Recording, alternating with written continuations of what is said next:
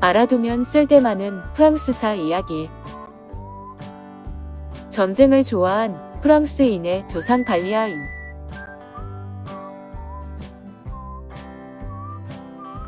갈리아인은 켈트족의 한 부류로 언어로 볼 때 인도유럽 민족에 속하며 최초 발원지는 흑해 북부 연안으로 추정됩니다.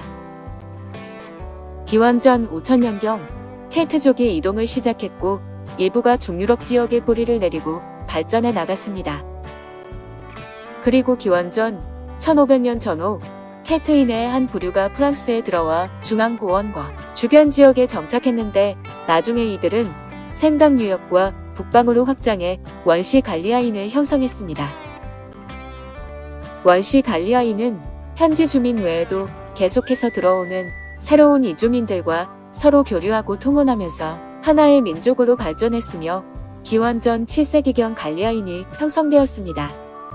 갈리아인은 전쟁을 좋아하는 민족으로 기원전 4세기경부터 그들은 동남쪽을 향해 진출했으며 도나우강을 따라 남하하면서 닥치는 대로 약탈을 했습니다.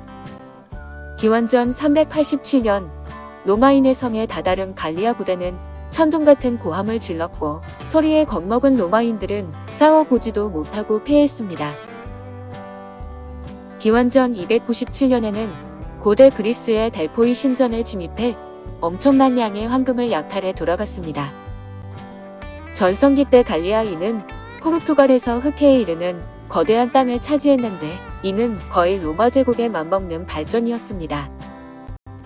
그러나 그들은 산만하고 싸움을 좋아하는 민족적 특성 때문인지 결국 통일된 국가를 만들지는 못했습니다.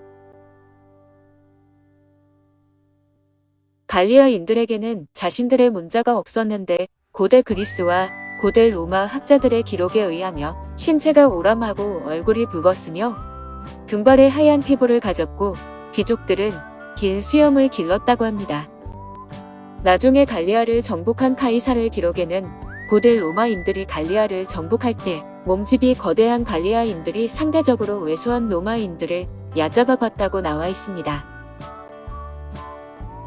다른 민족들은 자신들의 이익을 위해서 싸웠지만 갈리아인은 오로지 전쟁을 위해서 전쟁을 했는데 상대가 없을 때에는 내부에서 분열을 일으켜 서로 싸우고 죽이는 일이 다반사였습니다. 이기고 싶어하는 욕구와 엄청난 전투력을 가진 갈리아인으로 여성도 다르지 않았는데 한 로마인은 갈리아인이 한 명뿐이라도 아내의 원조를 받는다면 한 부대로도 그를 이길 수 없다고 묘사할 정도였습니다.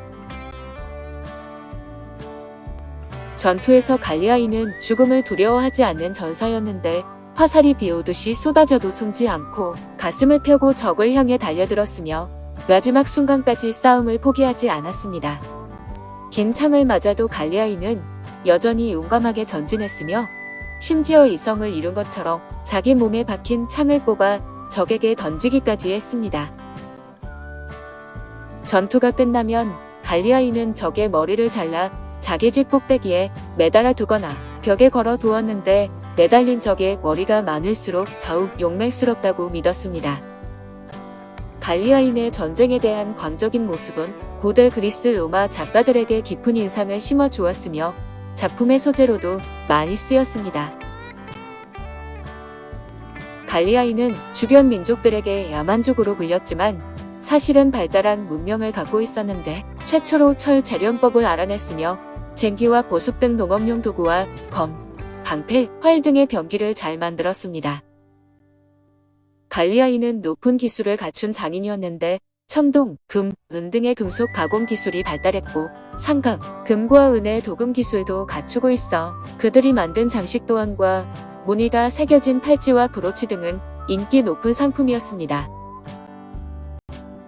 그 밖에도 갈리아인은 상업무역 발전에도 힘을 쏟았는데 기원전 7세기 말 고대 그리스는 프랑스 남부의 지중해 연안 지역으로 이민을 가서 그곳에 이민 도시를 건설했습니다. 대표적인 예가 바로 현재의 마르세유, 마실리아인데 갈리아인은 이런 도시를 통해 그리스와 긴밀한 상업적 관계를 맺었습니다.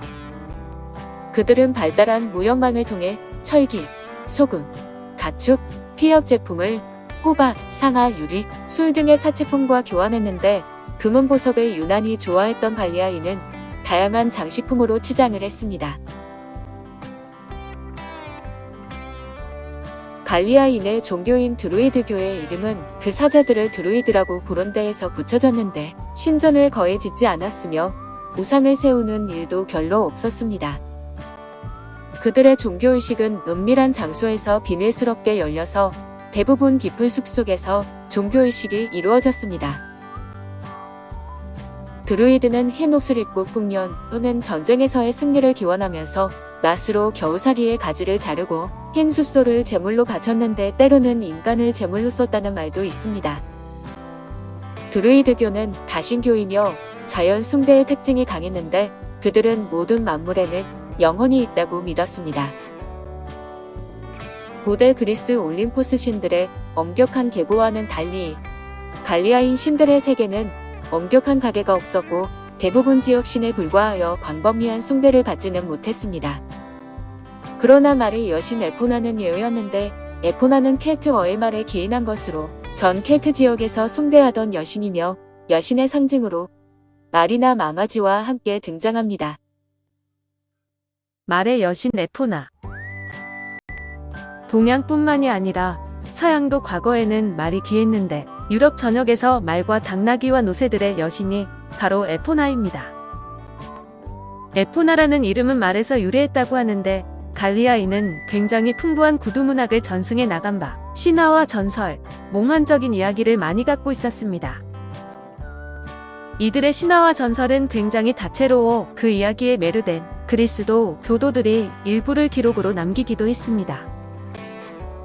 에포나의 외관을 묘사한 조각상이나 그림을 보면 항상 말이 빠지지 않으며 가끔 풍요와 번영을 의미하는 과일과 곡물이 든 바구니를 들고 있는 모습을 하고 있기도 합니다.